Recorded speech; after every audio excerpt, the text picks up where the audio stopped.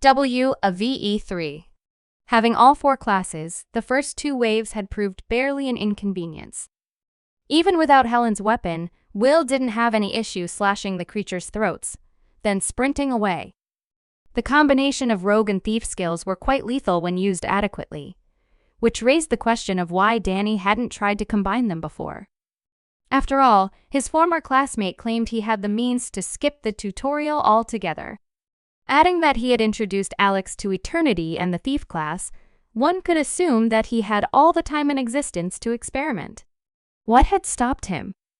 In the distance, a new pack became barely visible within the endless room. Without wasting a moment, Will sprang in their direction. His strategy was to take the fight to each group, eliminating it one by one. Once the distance between him and the wolves decreased to 50 feet, Will resorted to his sneak ability, effectively vanishing from sight. Normally, the skill wouldn't work that way, but stealth combined with a spring in a new direction tended to do well enough. The wolves hesitated. The pack leader sniffed the air, trying to determine in which direction to run. Before he could get a sense, 2 throwing knives struck him in the head.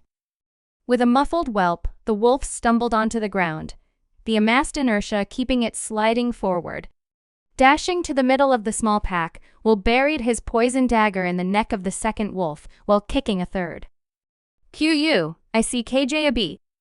Damage increased by 200%. Fatal wound inflicted. KNIGHT's BAS8. Damage increased by 500%. Bone shattered. Fatal wound inflicted. 2 more wolves joined the dead. Sensing something was wrong, the last one made an attempt to turn around, but its actions were sluggishly slow in Will's eyes, who threw 3 more knives at it, killing it off on the spot. Quickly, Will took out his phone and stopped the timer. 17 seconds had passed. Without a doubt, he was getting better at it. Also, this time, he didn't even feel tired. The night's endurance was definitely something else. The last time he had faced this challenge, Will could barely get a breath between fights, and that was back when Helen was doing most of the killing. Taking his time, Will retrieved his throwing knives. 2 of the 3 other packs heading his way had merged into one. The other seemed to have changed direction, possibly attempting to flank him. Will scratched his nose. It was the age-old question: deal with the greatest threat first, or eliminate the smaller pack. Given that the distance between the 2 seemed significant enough, he decided to tackle the weaker one. The 4 wolves were killed in almost identical manner to the ones before. When it came to the final group, things were going to be slightly different. 8 wolves was a bit too much for Will to take head-on. The patient approach would have been to use his throwing knives to thin the pack a bit, then proceed as usual. Yet, the boy felt the urge to try something new. Sprinting to the entrance mirror, Will went to the spiked chain he'd left with his backpack. Grabbing one end of the chain, he placed his dagger in contact and activated his combat crafting skill. UPGRADA. Binding chain has been transformed into a poison chain blade. Damage capacity X5. Poison X2. Binding lost. Chain blade? Will felt as if he had won the lottery. He had initially thought that he'd simply get a chain with a dagger at the end, but this was 100 times better. Looking at the result, he almost felt like taking a picture to show to the rest of the group. The hilt of his dagger had grown slightly longer, connecting to a thick metal ribbon of black metal. Curious, Will waved the weapon to test its weight. A ripple ran down the flexible blade as if it were a whip. Obviously, weight wasn't going to be an issue. If anything, the greatest drawback was that he had to get away from the exit mirror to fully use the chain blade's capabilities. And that's what the boy did, sprinting towards the final group of wolves, his weapon dragging behind. Once he gathered that the monsters were close enough, Will swirled his weapon in a forward arc clash. KNIGHT's BAS8. Damage increased by 500%. Bone shattered. Fatal wound inflicted. The blade tore through the entire wolf pack, as if the creatures were made of cotton. It couldn't be called a cut by any stretch of the imagination, killing them purely through the knight's raw strength. Not an elegant method, but an effective one. The entire floor of the room turned green. WVE4. Pack size increased to 6. Will looked at the massive message. This was where the tough part began. In the distance around him, 48 wolves had emerged, staring their dash towards him. In the past, 3 people had barely managed to kill them off. This time, it was only Will, yet there wasn't anyone to protect, which made it easier. Gripping the hilt of his chain blade, he waited. Black dots emerged on the horizon, quickly growing in size. Unlike before, their approach seemed painfully slow. The only reason Will didn't rush out towards them was because it would have made the process of individually killing off the packs longer. Funnily enough, his only thought was that he should have taken more mirror fragments.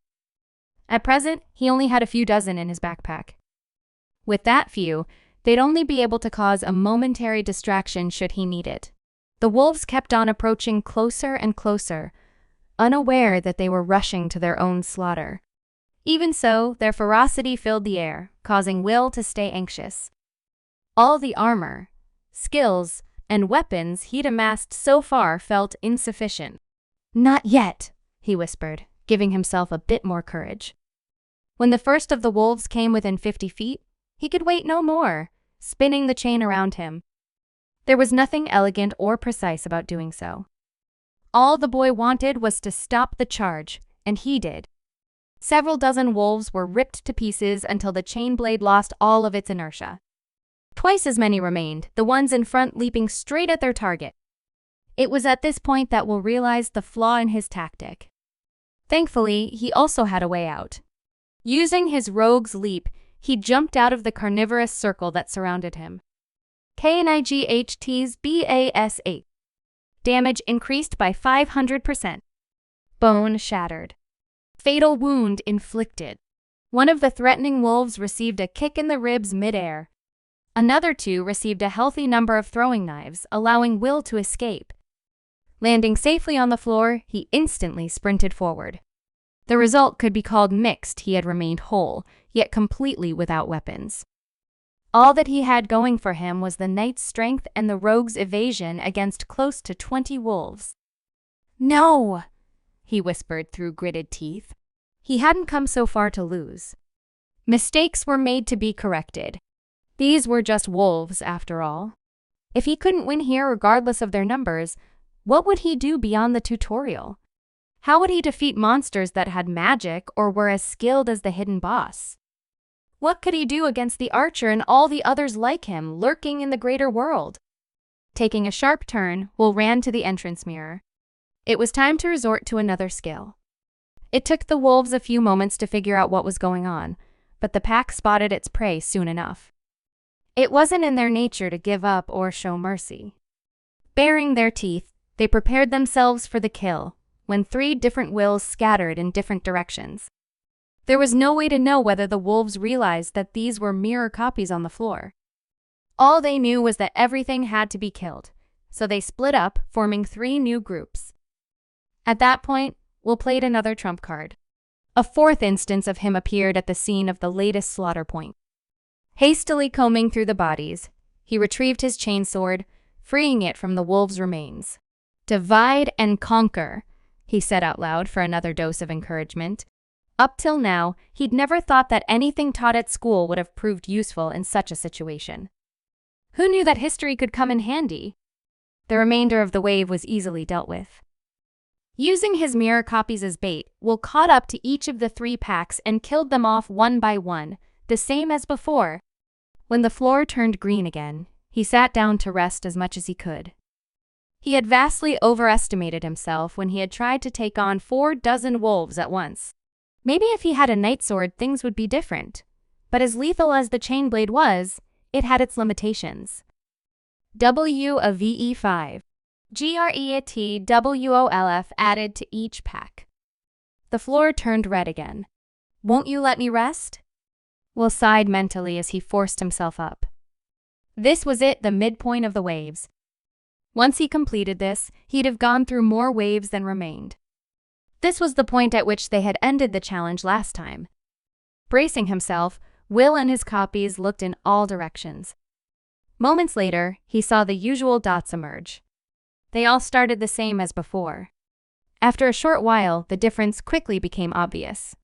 While the initial dots grew into wolves, one couldn't help but notice a multitude of additional dots surrounding them. As those two approached, the whole situation quickly became clear. The new packs had only increased by a single wolf, yet that wolf had twice the size of an adult elephant. "What weapons do you have?" Will asked his copies. "Same as you," the copy replied. "We're your copies," he added with a smirk. "We still shatter, though." There was something psychologically disturbing hearing a copy of himself talk so casually about its own demise. Still, that was some good news. It meant that all of them potentially had chain blades. These didn't, but that was because he had created them when he didn't have any weapons. "Split up and distract the packs," Will shouted as he rushed towards his backpack. "And stay alive. They're just large wolves," he kept telling himself. No doubt they were tougher, and definitely stronger, but at the end of the day, they were the same creature. It was the numerical advantage of the smaller ones that frightened him. By now, the number of packs had doubled again to 16. More mirror copies appeared near the exit mirror. Feeling their lack, Will told himself that he'd never make fun of Alex for overstocking with mirror fragments ever again. If he could rely on a few hundred supporting entities, things would have been a lot easier. Instead, he had to claw his way through the waves with what he had. Mirror copies rushed in all directions. Once the last one had gone, and the last mirror shard had been exhausted, Will looked at the horizon.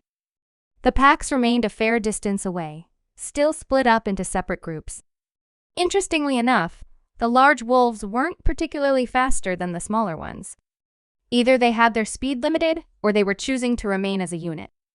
Regardless, they had to die, same as everyone else.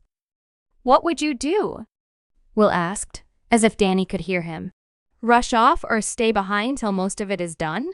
There was no answer, but Will's gut feeling told him that Danny wasn't the type of person who'd put himself at risk, especially if he didn't have to. The only way to learn is forward. He tightened his grip around the chain blade's hilt and charged forward,